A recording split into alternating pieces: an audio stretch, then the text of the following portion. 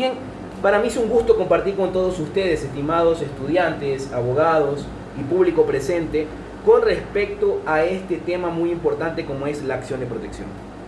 Bien, voy a compartir unas diapositivas que he preparado para el día de hoy para ustedes. Por favor, me pueden confirmar si pueden visualizar las mismas.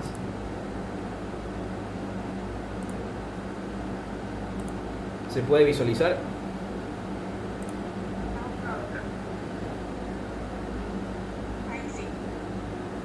Perfecto. La acción de protección, una de las garantías más antiguas del derecho constitucional. ¿Por qué es importante conocer la acción de protección? ¿Por qué es importante estudiar esta garantía constitucional? Para eso es preciso recordar que a lo largo de la historia ecuatoriana han existido abusos por parte del Estado. Han existido prerrogativas estatales que han vulnerado, obviamente, derechos de los ciudadanos. Producto de aquello, producto de esas vulneraciones de las autoridades públicas, producto de esas prerrogativas estatales que tiene el Estado, es que el constitucionalismo ha logrado tipificar una garantía constitucional denominada acción de protección, antes acción de amparo o recurso de amparo. Bien, pero ¿qué es la acción de protección o qué entendemos por la acción de protección? Para eso, estimados estudiantes, es preciso entender que la acción de protección es una garantía constitucional que va a permitir que se garanticen o se protejan derechos consagrados en la Constitución. ¿Qué derechos? Cualquier derecho que esté estipulado en la Constitución y que no esté tutelado o protegido por otra garantía constitucional. Es decir, esta garantía, por lo general, tutela o protege la mayor cantidad de derechos constitucionales estipulados en la Constitución.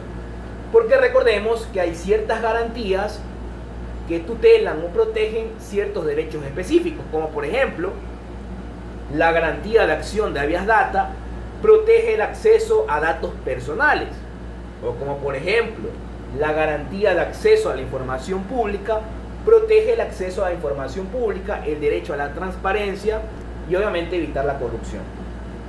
Entonces, cualquier derecho que no esté protegido por una garantía específica es protegida o tutelada por la acción de protección.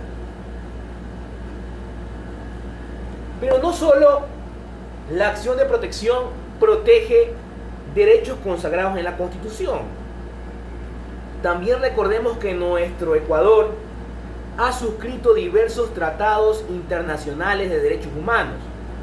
Entre esas, la Convención Americana de Derechos Humanos, entre esos, la Declaración Universal de Derechos Humanos, y por ende, esos derechos también forman parte de nuestro ordenamiento jurídico.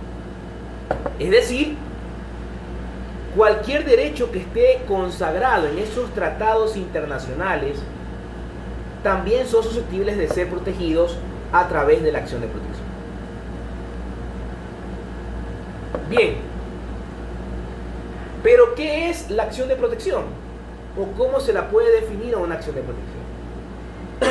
De acuerdo a la doctrina, la acción de protección es ese mecanismo que permite proteger o reclamar ante la justicia constitucional derechos consagrados tanto en la Constitución como en instrumentos internacionales de derechos humanos. ¿Dónde encontramos tipificado esta garantía? Pues bien, el artículo 88 de nuestra Carta Magna, Norma Suprema, consagra esta garantía y nos dice que la acción de protección es aquella garantía que permite la tutela o la protección de derechos constitucionales cuando han sido vulnerados por acción u omisión por una autoridad no judicial. Quiero hacer hincapié en este aspecto. Una garantía constitucional que permite tutelar y proteger derechos consagrados en la Constitución. Ya sabemos, cualquier derecho consagrado en la Constitución que no esté protegido por otra garantía específica. Y he dado ejemplos.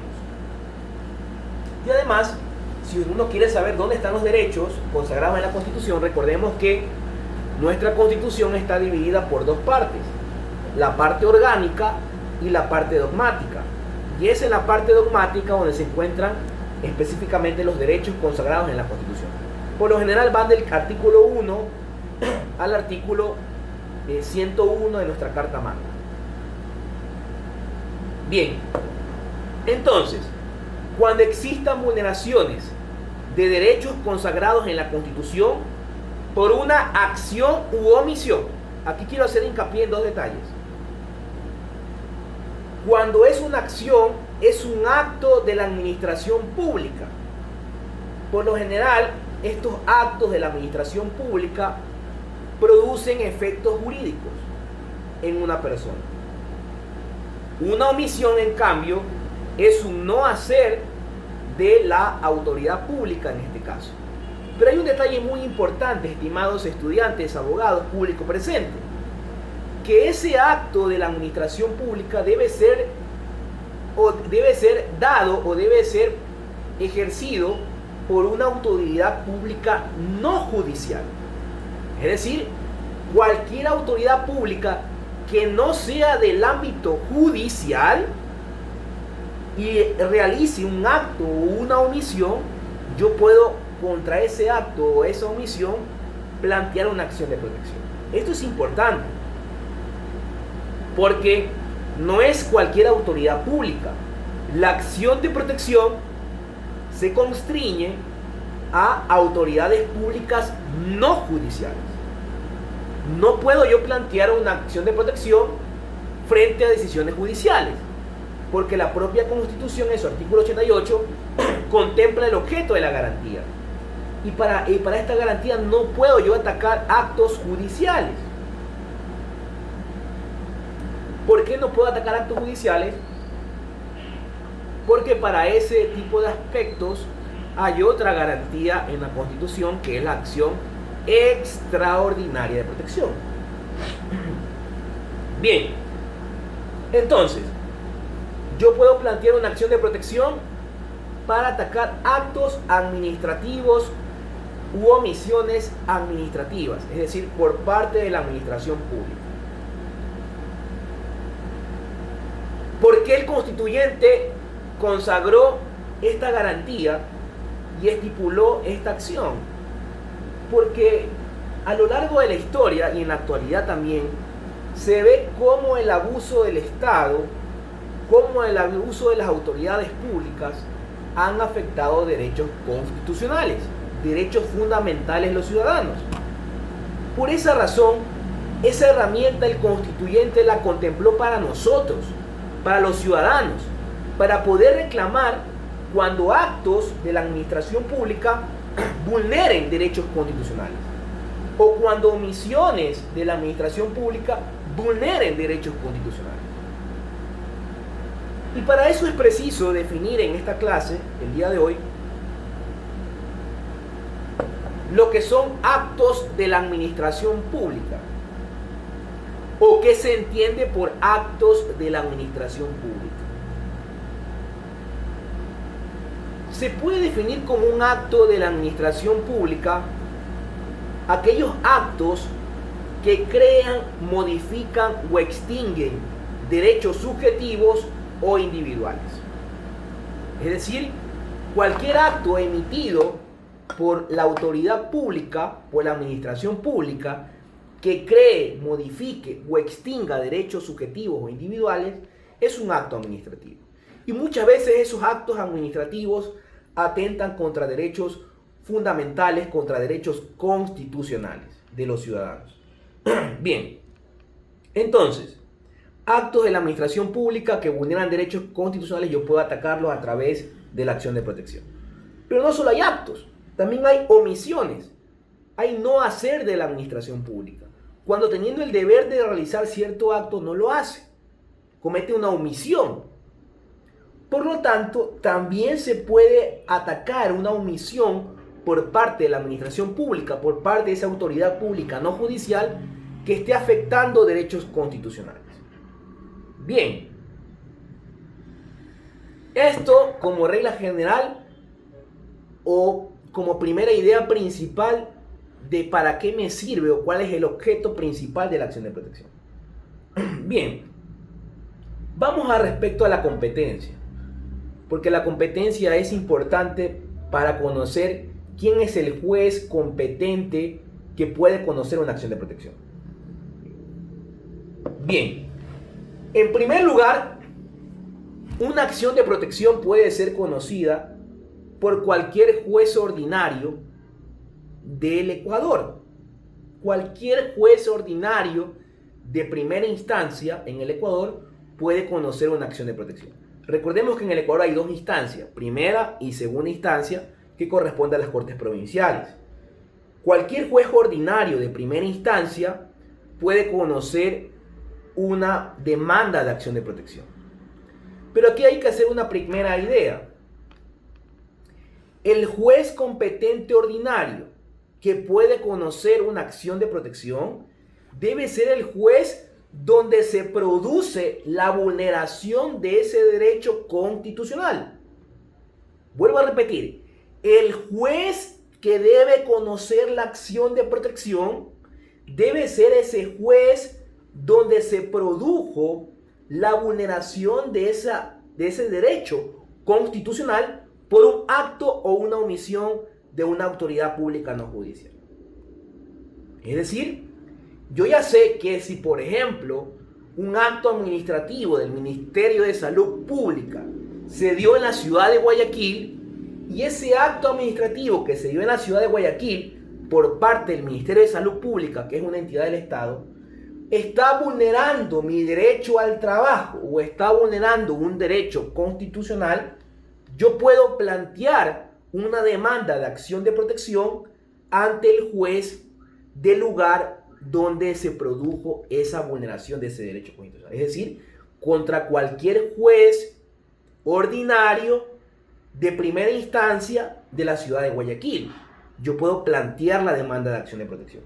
Esta es la primera regla general con respecto a la competencia de una acción de protección y que claramente lo tipifica el artículo 7 de la LOGJCC, que es la Ley Orgánica de Garantías Jurisdiccionales y Control Constitucional. Bien, con esta primera idea ya podemos conocer quién es el juez competente. Si el día de hoy al abogado Héctor Lozano le vulneran un derecho consagrado en la Constitución por una acción o una omisión de una autoridad pública no judicial, el juez competente va a ser el lugar donde se produjo esa vulneración, en este caso la ciudad de Guayaquil. Pero no solo esa es la única regla con respecto a la competencia en la acción de protección. La segunda regla es que también va a ser competente el juez donde se producen los efectos de esa vulneración de ese derecho constitucional por una acción u omisión.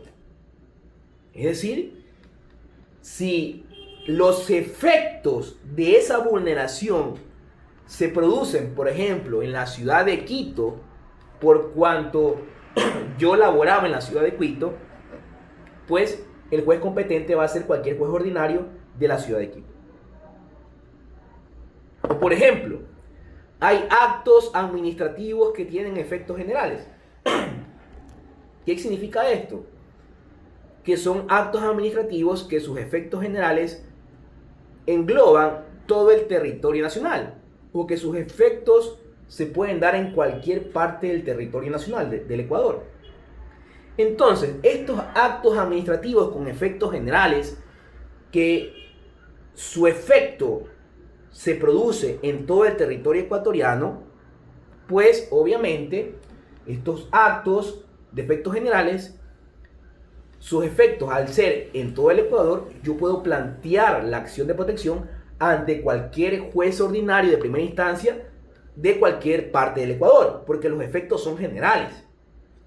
Cuando los efectos es en una determinada ciudad, también el juez competente va a ser el lugar donde se producen sus efectos. Esta es la segunda regla con respecto a la competencia al momento de presentar una demanda de acción de protección. Bien, ya sabemos dos reglas importantes que nos dice la Ley Orgánica de Garantías Jurisdiccionales y Control Constitucional. Ahora bien, también es importante indicar que la Corte Constitucional ha emitido varias sentencias con respecto a la competencia de las garantías jurisdiccionales. Entre esas, la acción de protección. Y una de las últimas sentencias que emitió la Corte Constitucional manifestó que también puede ser competente el juez del lugar del domicilio del legitimado activo o la parte accionante. Es decir, extendió la competencia al lugar del domicilio de la persona accionante o legitimado activo cuando se demuestre, obviamente, que efectivamente su domicilio es en determinada ciudad o lugar. Yo puedo plantear una acción de protección a través o con fundamento en esta sentencia constitucional que dice que la competencia también puede darse en el lugar de domicilio de la parte accionante o legitimado activo. Esa sentencia estipula un requisito o un numeral más al tema de la competencia. Sin embargo, yo soy muy crítico con respecto a las sentencias que emite la Corte Constitucional. Porque en muchos casos, la Corte Constitucional del Ecuador, a través de sus sentencias vinculantes, que son efecto erga omnes para todos, muchas veces se va inclusive contra el texto literal de la propia Constitución, y considero que ese aspecto o esa decisión que muchas veces se va en contra de la literalidad de la norma constitucional puede ser muy dañina para la propia Constitución y para el propio constitucionalismo. Entonces, hasta que no exista una reforma al artículo 7 a raíz de esta sentencia de la Corte Constitucional, en la cual se ponga como requisito también el lugar de domicilio de la persona accionante o legitimado activo, yo considero que los dos únicos aspectos o reglas generales son las que he manifestado el día de hoy. El lugar donde se produce la vulneración del derecho por acción u omisión, o donde se producen sus efectos respectivamente. Porque hasta la presente fecha, a pesar de que existe esta sentencia, si ustedes revisan el artículo 7, no ha existido todavía una reforma a ese artículo de la Ley Orgánica de Garantías Jurisdiccionales, y debería haber una reforma por cuanto esta sentencia modulativa, esta sentencia que busca agregar o adicionar este requisito adicional de la competencia, debe reformarse y agregarse a la Ley Orgánica, pero hasta la presente fecha todavía no se ha hecho. Sé que están en un proyecto de reforma a la Ley Orgánica de Garantías Jurisdiccionales y Control Constitucional. Esperemos que en esa reforma que está en la Asamblea Nacional pues se agregue esa causal que produce esa sentencia de la Corte Constitucional, ¿no? Pero hasta el momento no se ha realizado así, y esto es importante. Otro detalle trascendental es que recordemos que a raíz de la última consulta popular,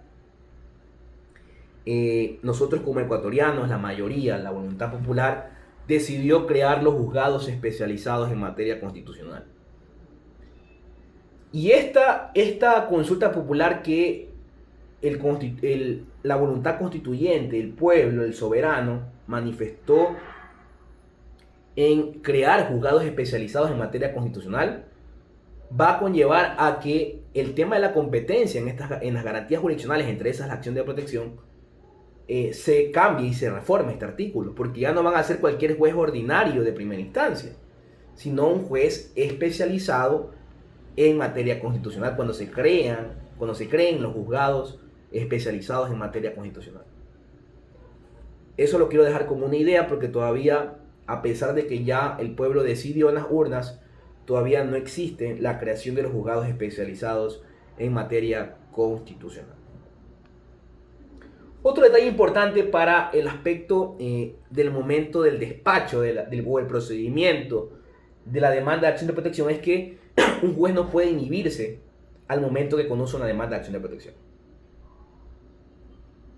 Y digo aquello porque muchas veces he visto casos en los cuales los jueces se inhiben del conocimiento de una acción de protección, cuando la inhibición no cabe bajo ningún concepto, tal como expresa el artículo 7 de la LOGJCC, pero que muchos jueces desconocen este aspecto y aplicando una norma que no corresponde en materia constitucional, porque quieren aplicar Código Orgánico General de Procesos, que no es una norma procedimental para temas de garantías jurisdiccionales, porque para eso existe la Ley Orgánica de Garantías Jurisdiccionales y Control Constitucional, no el COGE. Sin embargo, hemos visto cómo en varias providencias o en varios casos los jueces, al momento de emitir sus providencias, se fundamentan en normas del Código Orgánico General de Procesos, cuando el propio Código Orgánico General de Procesos en su artículo 1 dice que no se puede aplicar ese cuerpo normativo que es el COGEC, excepto en materia constitucional, porque para eso existe la LOGJCC. Sin embargo, como muchas veces hay providencias por parte de los jueces en lo cual se inhiben el conocimiento de una acción de protección, aspecto que a cualquier estudioso en materia constitucional debería hacerle así los ojos de tanta barbaridad que se ve. No se puede inhibir en temas de una demanda de acción de protección. La propia norma lo dice en el artículo 7. Por esa razón, cuando un juez no es competente de conformidad a las reglas estipuladas de competencia, que ya lo he manifestado en el artículo 7, el juez no puede inhibirse, sino que lo que debe hacer es inadmitir la demanda de acción de protección en su primera providencia. Eso es lo correcto, es la inadmisión, no la inhibición, porque no estamos hablando de materia legal, estamos hablando de materia constitucional y aquí no cabe la inhibición. Sin embargo, ¿cómo se ve que se aplica normas del Código General de Procesos a temas constitucionales que no tienen nada que ver? No tiene sentido. Entonces, para eso estamos el día de hoy aquí, porque aquí van a salir futuros abogados, jueces especializados en materia constitucional y no podemos caer en estos errores. Cuando un juez no es competente, vuelvo a repetir, debe inadmitir la demanda de acción de protección porque no es competente respectivamente de conformidad a las reglas que he manifestado, las dos reglas. Lugar donde se produjo el acto de omisión o la vulneración del derecho o donde se producen sus efectos. Las dos reglas. Yo inadmito en mi primera providencia para que obviamente esa persona acuda ante el juez competente para presentar su acción de protección. Bien, esto quería manifestar porque he visto varios casos en los cuales se cometen estos errores. ¿Cómo debe ser el procedimiento de esta garantía de acción de protección? ¿O cuál es el procedimiento de una acción de protección? Para eso es importante, público presente, estimados estudiantes, abogados, revisar las disposiciones comunes a todas las garantías jurisdiccionales. Yo no puedo ir a presentar una demanda de acción de protección sin saber el procedimiento. Y para yo saber el procedimiento requiero saber primero cuál es el procedimiento general a todas las garantías jurisdiccionales, entre esas la acción de protección. Y ese procedimiento está establecido respectivamente en el artículo 86 de nuestra Constitución, en concordancia con el artículo 8 de la LOGJCC. Es decir, tanto el artículo 86 de la Constitución como el artículo 8 de la LOGJCC me va a indicar cómo es el procedimiento en la acción de protección. Me va a indicar cómo es el procedimiento en las garantías jurisdiccionales. Bien, primer aspecto, el procedimiento debe ser sencillo, debe ser rápido y debe ser eficaz. Se escucha bonito, se escucha perfecto, sencillo, rápido y eficaz. Pero, ¿cuánto de nosotros hemos visto que en la práctica diaria el procedimiento no es ni sencillo, ni rápido, ni eficaz. Y esto se ha producido por una mala aplicación por parte de los jueces y también por parte de los abogados, que también hay una culpa también por parte de los abogados. Entonces, un procedimiento sencillo es un procedimiento que no tenga obstáculos, que sea rápido, que se consagre el principio de celeridad, que sea eficaz. Pero como hemos visto tantos casos que los jueces, al momento de conocer una garantía jurisdiccional, entre esas la acción de protección, se demoran demasiado tiempo en despachar, se demoran demasiado tiempo en decidir, obstaculizan el procedimiento constitucional con aspectos o formalidades que no tienen nada que ver en temas de la Constitución. Y esto sí es un aspecto que llama la atención, porque prácticamente su numeral 1, el artículo 86 y el artículo 8, numeral 1 de la LJC es una letra muerta. Prácticamente ese artículo está ahí para que se escucha bonito, se lee bonito, pero en la práctica diaria no tiene ningún efecto. Y es producto de nosotros mismos, de los abogados y de los jueces, que muchas veces entorpecemos el procedimiento y lo volvemos un procedimiento complicado, un procedimiento lento e ineficaz. Otro aspecto importante es que el procedimiento de la acción de protección debe ser oral en todas sus fases e instancias. Pero aquí quiero hacer una digresión, porque vamos a ver más adelante que hay ciertas actuaciones o ciertos actos judiciales que se deben reducir por escrito. Entonces no es tan cierto esto del que el procedimiento debe ser oral en todas sus fases e instancias, porque vamos a ver que hay un artículo de la LOGJCC que me dice que hay ciertos actos judiciales que se deben reducir a escrito. Entonces aquí quiero hacer un aspecto interesante, que es una falacia que el procedimiento es oral en todas sus fases e instancias. Es decir, es falso. No es así. No es oral en todas sus fases e instancias, porque hay ciertos actos judiciales que hay que reducirlos a escrito. Bien, la audiencia. La audiencia debe registrarse por cualquier medio que esté al alcance del juez o jueza, de preferencia grabación magnetofónica.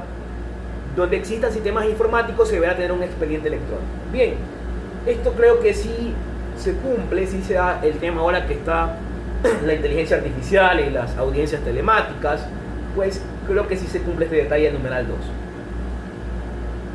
3. Serán hábiles todos los días y horas. Sí, es verdad. Yo puedo presentar una acción de protección en cualquier día y hora. Pero ¿cuántas veces hemos acudido un día domingo a las 6 de la tarde a presentar una demanda de acción de protección y nos quieran atender a esa hora? Es muy difícil que un funcionario allí un día domingo esté elaborando o te quiera recibir una acción de protección, a pesar de que existe una obligación constitucional y legal de que yo puedo plantear esa acción de protección en cualquier día hábil y a cualquier hora. Sin embargo, en la práctica diaria no es así, porque obviamente no siempre un funcionario público va a estar obviamente en la unidad judicial cuando debería en sí cumplirse este aspecto de que deben ser hábiles todos los días y horas. ¿Y por qué está este aspecto de ser hábil todos los días y horas? Pues por una sencilla razón. Lo que se busca precautelar son derechos consagrados en la Constitución, derechos fundamentales que están en la norma suprema, en la Constitución, que es la norma más importante del país. Por ende, si son derechos fundamentales y yo quiero evitar su vulneración o quiero cesar su vulneración, pues deben estar habilitados todos los días y horas para poder presentarlos. Así de sencillo. Pero en la práctica diaria no es tanto así. Miren cómo ciertos numerales se escucha bonito, se lee bonito, pero en la práctica diaria no es tan así.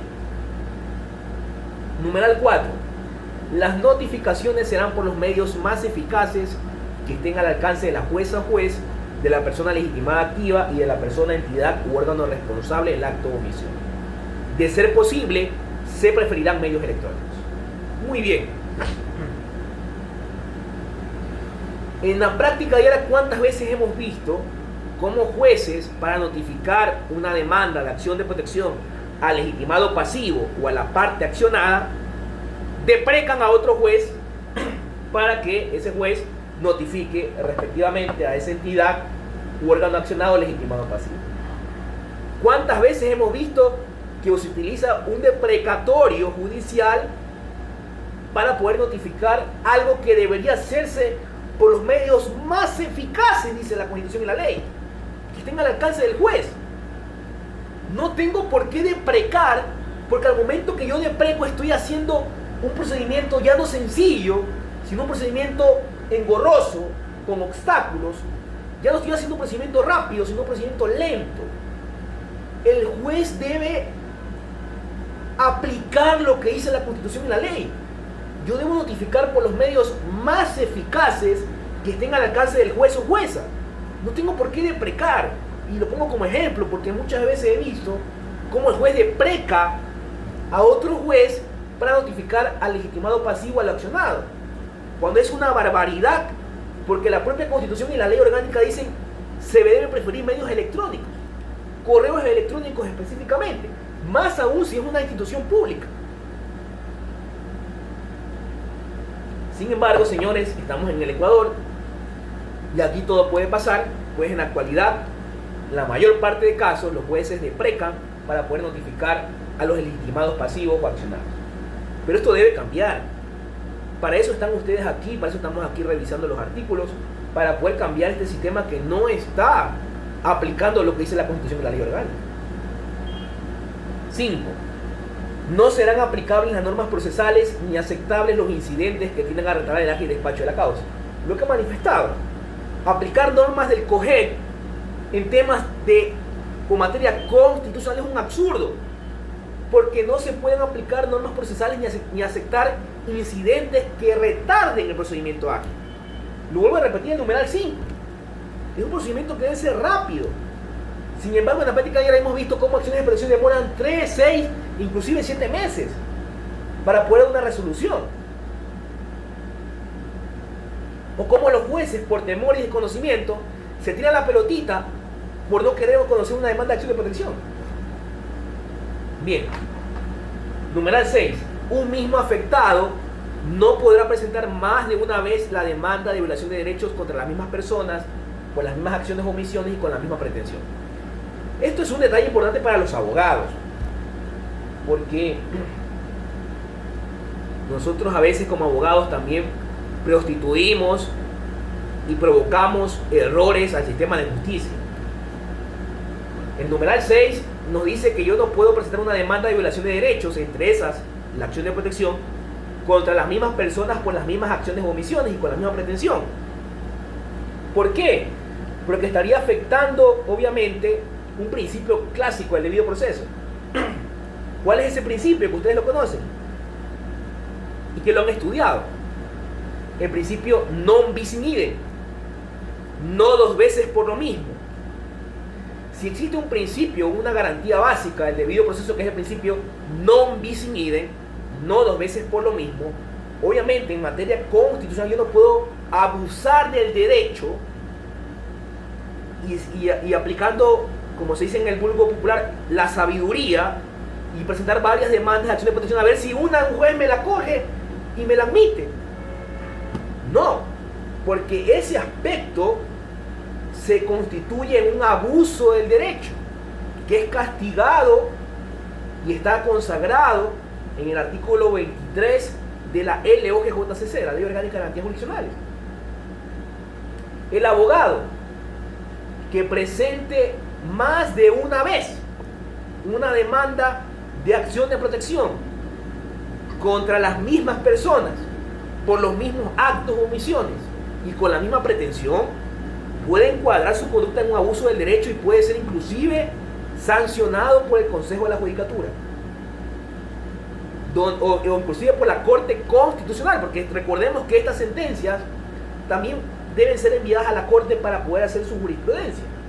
Imagínense si ven un abuso del derecho, puede ser inclusive tanto los abogados sancionados como los jueces destituidos. Y este detalle sí es importante para los que trabajan en el sistema judicial, los jueces. Observar si en realidad esa parte accionante, ese legitimado activo, no ha presentado otra demanda contra las mismas personas, con las mismas acciones y omisiones y con la misma pretensión.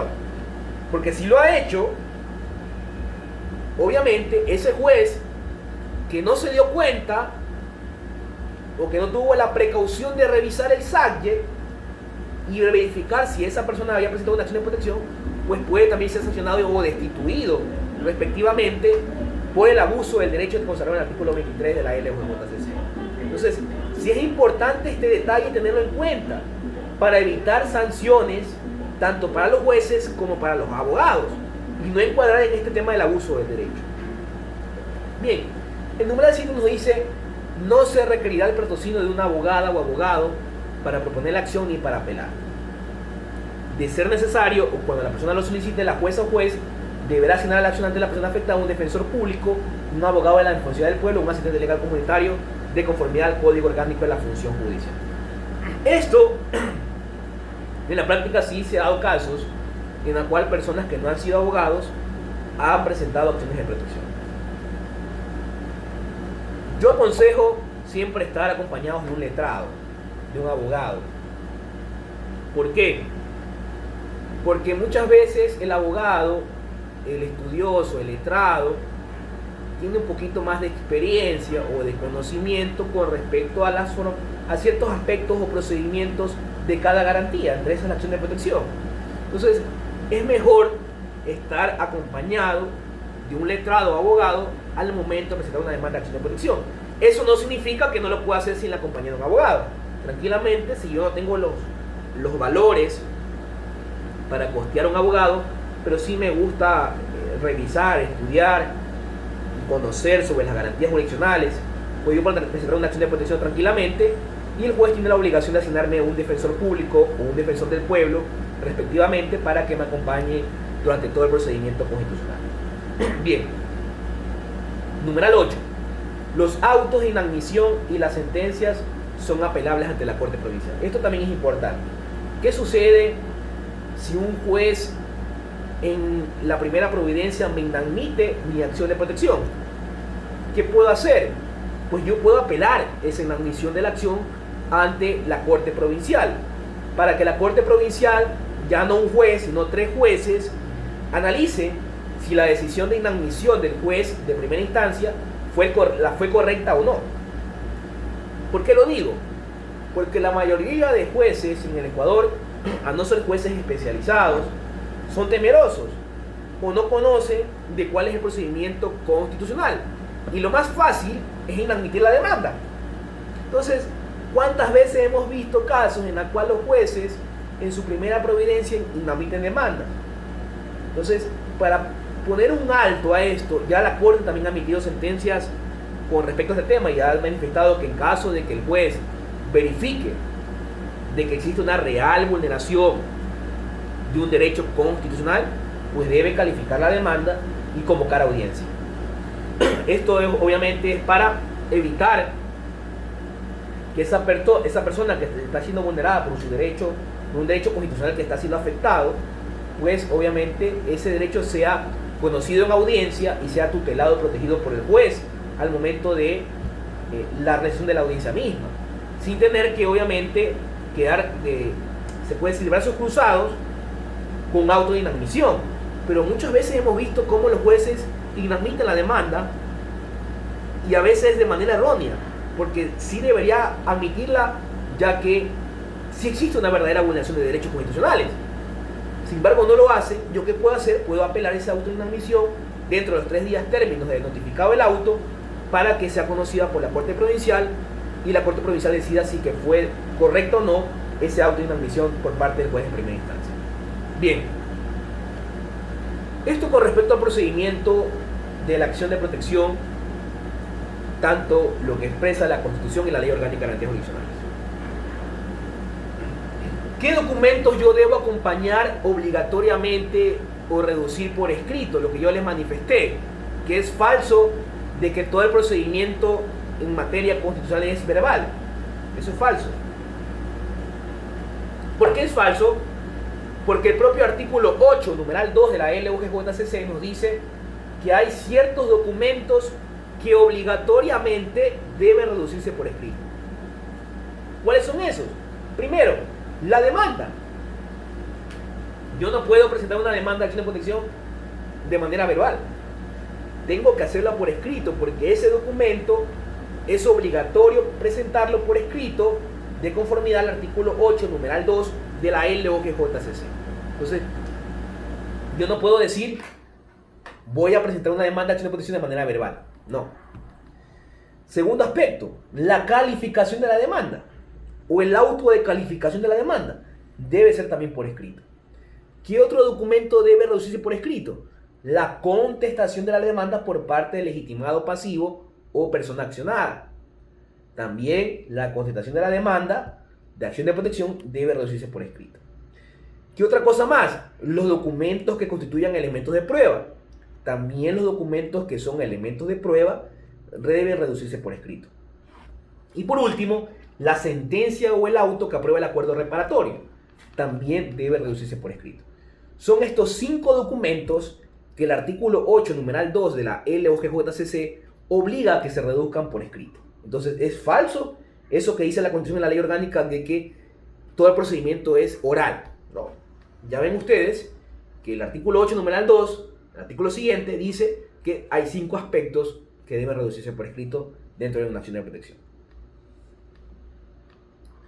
Podemos entonces sintetizar que esta garantía me va a permitir reclamar ante la justicia constitucional derechos consagrados en la Constitución o en instrumentos internacionales de derechos humanos. Bien, vamos con quién puede presentar una acción de protección, o cuál es el legitimado activo, o cuál es el accionante, respectivamente. Para eso es preciso revisar el artículo 9 de la LOGJCC. ¿Qué nos dice ese artículo? Nos dice que una acción de protección puede ser presentada por cualquier persona, comunidad, pueblo, nacionalidad o colectivo, quien pueda actuar por sí misma o a través de su representante o apoderado. Muchas veces ese representante o apoderado es un abogado. Entonces, cualquier persona, cualquier comunidad, cualquier pueblo, nacionalidad o colectivo puede plantear por sí mismo o a través de un representante o apoderado una acción de protección. Pero no solo eso, no solo ese es el legitimado activo. También puede plantear una acción de protección el defensor del pueblo, o como en doctrina se lo conoce como el ombudsman. El ombudsman, el defensor del pueblo, también puede plantear una acción de protección. Porque si uno revisa las atribuciones y competencias del defensor del pueblo estipuladas en la Constitución del Ecuador, va a encontrar que entre una de sus atribuciones o competencias está la de plantear de oficio acciones de protección respectivamente. Entonces también es un legitimado activo el defensor del pueblo. No confundirlo con la defensoría pública, que es otra cosa. La defensoría pública son los abogados que el Estado les paga para que defiendan a aquel que no tiene dinero para costear un abogado particular. Entonces, la defensoría pública es una cosa, el defensor del pueblo es otra. El defensor del pueblo está para proteger los derechos de los ciudadanos, como por ejemplo los derechos del consumidor, y también para plantear ciertas acciones de garantías jurisdiccionales, como es la acción de protección. Bien, esto con respecto a la legitimación activa. Nace una pregunta o una interrogante que es importante elucidarla el día de hoy. ¿En qué circunstancias se puede presentar una demanda de medida cautelar autónoma o con acción de protección? Bien, recordemos que la acción de protección me sirve cuando existe ya una vulneración de derechos constitucionales. Pero ¿qué sucede si yo quiero no buscar una reparación integral de un derecho, sino más bien cesar esa vulneración que se está realizando en tiempo presente? Para eso es preciso yo acompañar una acción de protección con una medida cautelar. ¿Por qué? Porque la medida cautelar va a permitir suspender ese acto o esa omisión que está vulnerando en tiempo presente un derecho constitucional. José Javier Puga López, creo que alzó la mano, por favor, le escucho con la pregunta.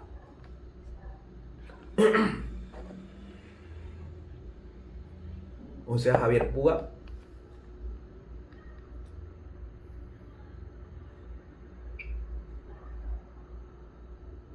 Te escuchamos, José Javier.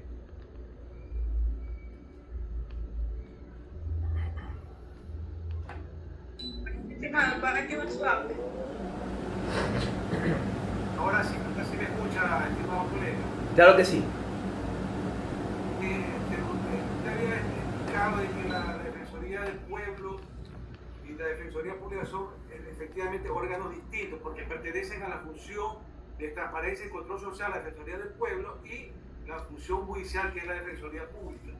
Justamente hago hincapié en esto porque yo estuve debatiendo con otro colega en otra conferencia, valga la redundancia, sobre los derechos laborales, en este caso que estábamos hablando. Perfecto. Entonces, ocurre cómo yo genero la prueba. Por eso es que me gustó en este momento lo que acaba de decir y te acabo de aclarar, disculpe que redunde.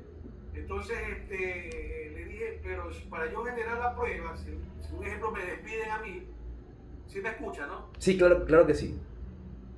Me despiden en la empresa, me explico, yo verbalmente no tengo prueba, entonces me voy a la Defensoría del Pueblo, que pertenece a la función de transparencia y control social, para generar la prueba.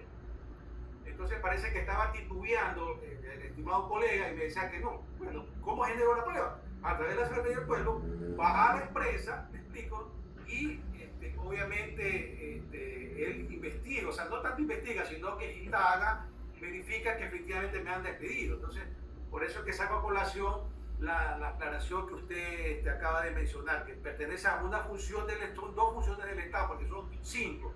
La función ejecutiva, función legislativa, función judicial, función de transparencia y control social y la función electoral.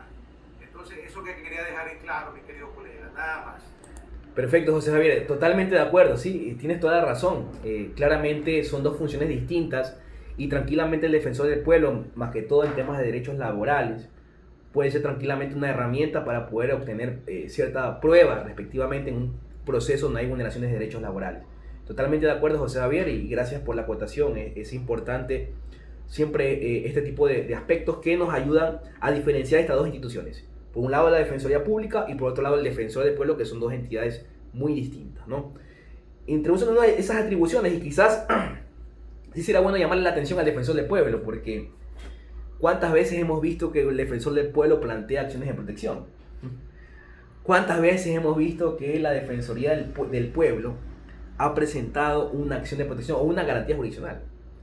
Diría yo un 0,005% en realidad. Es raro. Y muchas veces la Defensoría del Pueblo interviene cuando el juez en una providencia ordena de que dé seguimiento al cumplimiento de una sentencia constitucional. Ahí recién vemos que la Defensoría del Pueblo interviene, pero a petición del juez. Pero es raro ver que la Defensoría del Pueblo de oficio plantea una acción de protección. A menos no he visto en mi práctica diaria un caso en el cual la Defensoría del Pueblo haya planteado. Por eso digo un 0,005%.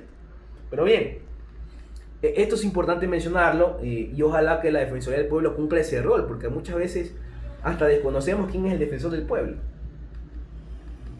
Entonces, y es precisamente porque estos órganos no están cumpliendo con sus atribuciones y sus competencias estipuladas en la Constitución y la ley. Bien, ¿qué debe contener una demanda de acción de protección? ¿O qué yo debo tener en cuenta al momento de hacer una demanda de acción de protección? Para eso, estimados participantes, público presente, es importante revisar el artículo 10 de la LOGJCC. Porque el artículo 10 de la LOGJCC expresan esos requisitos mínimos. Ojo con lo que digo, requisitos mínimos. Es decir, que si yo no cumplo con estos requisitos, ya no estoy en nada, ya no puedo plantear, o quizás el juez me va a inadmitir mi demanda de acción de protección, porque son requisitos mínimos. No es que estoy repitiendo los requisitos, sino los requisitos mínimos. Bien. ¿Cuál es el primer requisito? Pues obviamente los nombres y apellidos de la persona o legitimado activo, es decir, del accionante. Ya sabemos que puede ser cualquier persona, grupo, colectividad o inclusive el defensor del pueblo. Bien.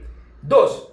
Los datos necesarios para conocer la identidad de la persona, entidad u órgano accionado. Es decir, cuál es el legitimado pasivo y el accionado. Aquí quiero hacer un paréntesis.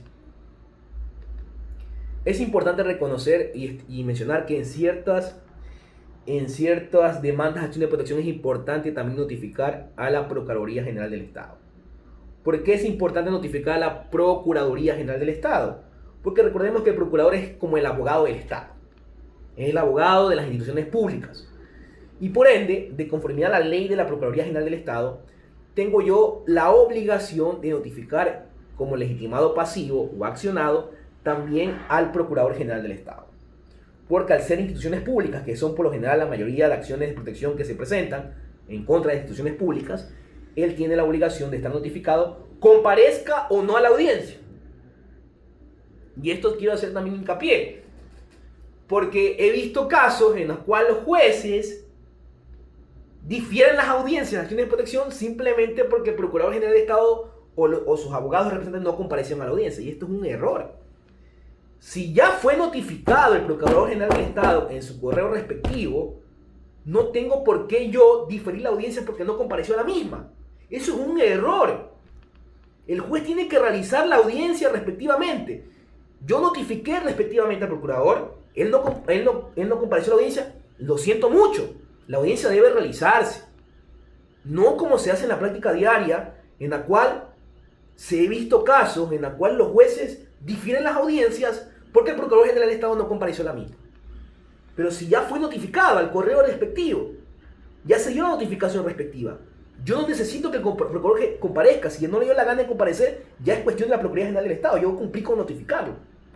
Entonces, ese detalle sí lo quiero mencionar porque hemos visto cómo se retardan procesos de acciones de protección simplemente porque no compareció a la audiencia del procurador a pesar de que fue notificado. Bien, numeral 3. Y aquí sí es importante. La descripción del acto u omisión violatorio del derecho que produjo el daño. Yo como abogado en mi demanda debo describir cuál fue el acto. El acto administrativo número tal, de fecha 30 de julio de 2026 a las tal hora. Fue el acto administrativo que vulneró los derechos constitucionales, por ejemplo, al agua potable de Juan Piguave. Yo debo especificar cuál es ese acto administrativo. Y muchas veces yo he visto demandas que se llenan de muchas adornos, pero no van al punto medular, que es mencionar cuál es ese acto administrativo, de qué fecha, que vulneró ese derecho constitucional. O muchas veces se confunden los abogados y siendo una omisión, dicen que simplemente hubo una omisión de un acto administrativo, cuando es una omisión. Es decir, yo tengo que identificar cuándo es un acto y cuándo es una omisión de la autoridad pública. Pero he visto demandas en la cual los abogados no estipulan si la vulneración se produjo por un acto o por una omisión. Dejan a la carta abierta, dejan ahí abierto eso. Y el juez tiene que adivinar si la vulneración ha sido por un acto o por una omisión. Entonces eso no debe pasar. El abogado debe estipular en su demanda si esa vulneración fue producto de un acto administrativo, de qué fecha, de qué día, o si fue producto de una omisión, de un no hacer de la administración pública. ¿Cuándo se produjo ese no hacer de la administración pública? ¿Qué día? Entonces, esto es importante mencionarlo porque muchas veces cometemos el error de no mencionar si es por un acto o una omisión esa vulneración de ese derecho que produjo el daño o la afectación a ese derecho constitucional. Bien, ¿qué más nos dice en esa descripción? Debo hacer una relación circunstanciada de los hechos. La persona accionante no está obligada a citar la norma o jurisprudencia que sirve de fundamentación. Esto sí es importante si yo no tengo la obligación de básicamente estipular los fundamentos de derecho. Porque el propio numeral 3 del artículo 10 dice que no estoy obligado a citar la norma constitucional o la jurisprudencia que sirva de fundamento para mi acción. ¿Por qué no es necesario? Porque recordemos que pueden también plantear acciones de protección personas que no son letrados, que no son abogados. Y por esa razón, obviamente, no es una obligación estipular cuál es el artículo o cuál es el derecho constitucional vulnerado o la jurisprudencia que sirve de fundamento del mismo. Sin embargo, aquí sí quiero mencionar algo importante. Esto sí es importante a medida de que siempre y cuando el accionante no sea un abogado. Pero, por ejemplo, una persona que es abogada y que no estipule los artículos o los derechos vulnerados en la Constitución, pues me parece que debería volver a estudiar derecho. Porque si somos abogados o letrados y no estipulamos cuál es el artículo o cuál es el derecho consagrado en la Constitución, en qué artículo se encuentra, o cuál es la jurisprudencia que sirve de fundamento, pues sencillamente no deberíamos tener el título de abogado. Entonces, en esto sí quiero hacer hincapié, porque eso se da, o este aspecto se da cuando la persona no es abogada. Porque recordemos que también las personas que no son abogados pueden plantear acciones de protección. Bien, otro aspecto importante en este lado, en este numeral 3, es que aquí se aplica en este numeral 3 el principio iura novi curia. Es decir, el juez es conocedor del derecho y por ende, al ser el juez conocedor del derecho de conformidad al principio iura novi curia, él puede suplir, en este caso, los fundamentos de derecho de la demanda. Entonces, eso quería mencionarlo también.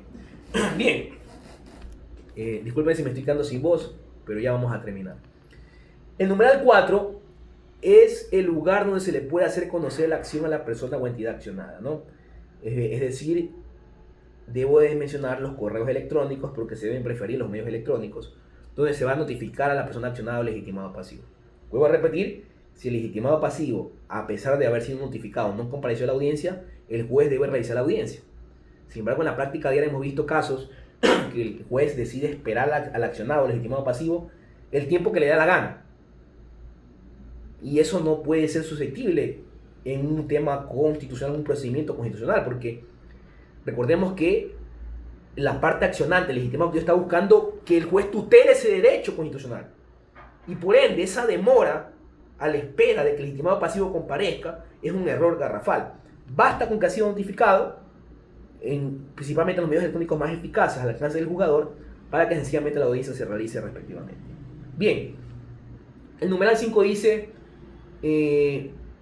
ya mencioné el lugar donde debe ser notificada la persona accionante, obviamente el legitimado, en este caso activo, o el afectado, siempre y cuando no fuera la misma persona, porque muchas veces acudimos con un abogado o un procurador judicial. Bien. 6. Declaración de que no se ha planteado otra garantía constitucional por los mismos actos u omisiones contra la misma persona o grupo de personas y con la misma pretensión. He manifestado este aspecto que es menester recordar. Yo como abogado no puedo serme el sabido y presentar demandas cuando ya tengo una demanda o tengo un antecedente respectivo de la cual me negaron ya mi demanda de acción de protección. Yo no puedo volver a presentar por los mismos hechos, con las mismas personas y por la misma pretensión, porque estaría cometiendo abuso del derecho. ¿Ya? Entonces, esto sí es menester recordar, y por ende es obligatorio en la demanda de acción de protección estipular una declaración de que diga que la parte accionante o legitimado activo no ha presentado otra demanda contra las mismas personas por los mismos hechos y con la misma pretensión. Bien, el numeral 7 también nos dice la solicitud de medidas cautelares. Recordemos que la acción de protección puede plantearse acompañada de una medida cautelar, siempre y cuando obviamente el caso la amerite. Es decir, cuando exista una vulneración de derechos en tiempo presente y yo busque cesar esa vulneración. Por ejemplo, mañana el municipio de Guayaquil decidió demoler mi casa. Yo ya sé que el día de mañana van a demoler porque ya me presentaron la orden de demolición el día de mañana. ¿Qué hago? Es mi único lugar de vivienda y considero que me van a dejar sin mi derecho a tener un lugar donde vivir respectivamente. Yo puedo plantear una demanda de acción de protección acompañada de una medida cautelar. La medida cautelar va a servir ¿para qué? Para cesar esa operación de demolición de mi vivienda por un acto administrativo de un municipio. ¿Hasta cuándo voy a evitar esa demolición? Pues hasta que el juez resuelva sobre mi acción de protección. Entonces, esto es importante en ciertos casos cuando por el hecho respectivamente se amerite presentar una medida cautelar para suspender los efectos de un acto o una omisión que está vulnerando derechos constitucionales. Bien, numeral 8. Los elementos probatorios que demuestran la existencia de un acto o omisión que tenga como resultado la violación de derechos constitucionales. Es decir, yo debo presentar elementos de prueba.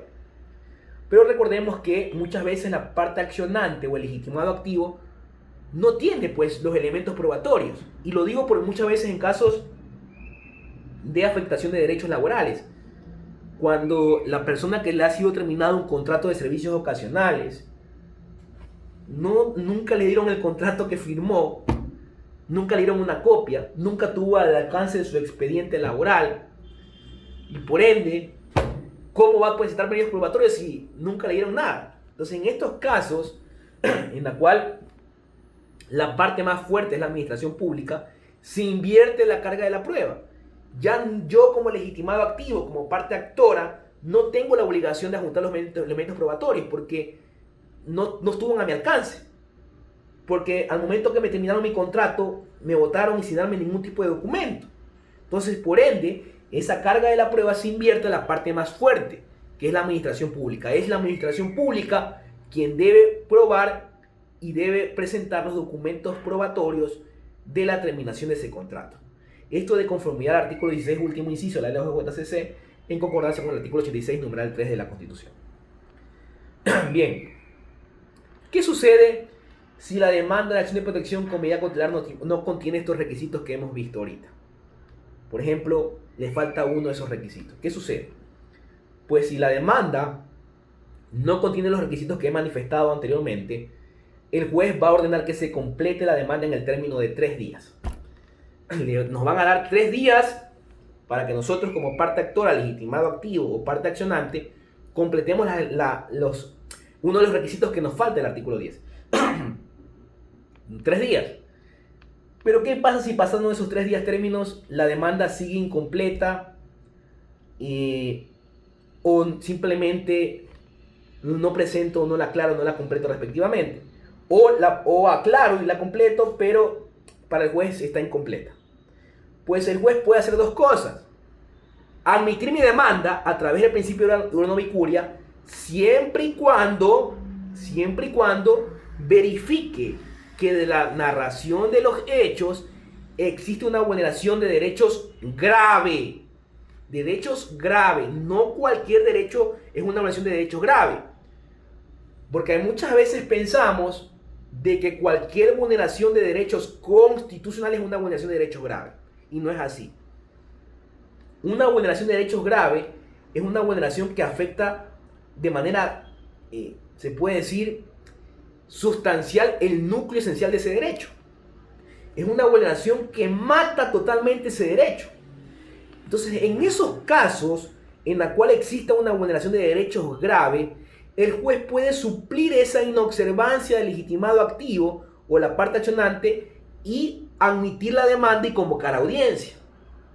Pero no debe ser en todos los casos, porque no todos los casos son vulneración de derechos graves. ¿Qué pasa si yo no completo la demanda en esos 3 días término y no hay una vulneración de derechos graves? Pues el juez me va a inadmitir la demanda en su primera providencia. Me va a archivar mi demanda. Bien, yo puedo modificar la demanda de acción de protección, desistir de la misma o deducir recursos. Pues sí, yo puedo modificar mi demanda o desistir de la acción de protección. Sí lo puedo hacer. ¿Cuándo lo puedo hacer? Pues cuando la acción haya sido interpuesta, la jueza o juez debe notificar a la persona afectada. Esta puede comparecer en cualquier momento a modificar la demanda, desistir de la misma acción de protección o inclusive deducir recursos de la ley aunque no haya comparecido antes, ¿no? Entonces sí lo puedo hacer, si puedo modificar la demanda, desistir de la acción o deducir recursos. Vamos con el tema del amicus curiae. Recordemos que también en ciertas demandas de acción de protección yo puedo también tener el apoyo de un amicus curiae, que básicamente se lo domina como un amigo de la corte, un amigo del juez. Y que básicamente estos amicus curiae que está contemplado en el artículo 12 de la LOGJCC, básicamente es cualquier persona, grupo de personas que tengan interés real en la causa, puede presentar un escrito de amicus curiae que puede estar a favor de la parte o legitimado activo o a favor del legitimado pasivo. Y simplemente le van a dar luces al juez para tomar una decisión con respecto a una acción de protección. Nada más que eso. Bien, antes de terminar esta audiencia, quiero decir que esta garantía es importante revisarla y conocerla de manera detenida. Todavía podemos quedarnos de largo para saber ciertas peculiaridades más de la acción de protección, pero he terminado la exposición el día de hoy con estas ideas básicas. Espero que le haya gustado. Y no se olvide de aplicar estas ideas que manifestaba hoy, que quizás algunos ya la conozcan o lo están recordando, pero que es importante aplicarlas porque muchas veces quedan en letra muerta, y eso es lo que debemos evitar bajo cualquier concepto. Muchas gracias a todos.